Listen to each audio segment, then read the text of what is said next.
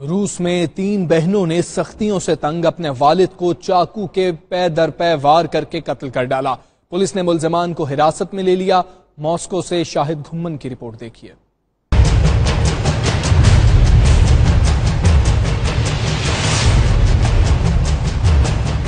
روس میں بیٹیوں نے ظلم کی داستان کو ختم کرنے کے لیے اپنے ہی والد کو موت کے گھاٹ اتار دیا۔ مقتول کی میخائیل خاشاتوریان کے قتل کے جرم میں اس کے 3 بیٹیوں کو گرفتار کر لیا گیا ہے، جن کی شناخت 19 سالہ کرسٹینا، 18 سالہ اینجلینا اور 17 سالہ ماریا کے ناموں سے ہوئی ہے۔ 3 بیٹیوں کا کہنا ہے کہ ان کے والد نے زندگی اجیرن بنا رکھی تھی۔ وہ روزانہ ان پر تشدد کرتا، گھر میں بند رکھتا تھا۔ اس بات کی تصدیق ان کے جاننے والوں نے بھی کی ہے، جن کے مطابق میخائیل اپنی بیٹیوں کو ان کی ماں سے بھی ملنے نہیں دیتا تھا۔ قتل کے جرم میں 3 لڑکیوں کو 10 سے 15 سال تک قید کی سزا کا سامنا ہے۔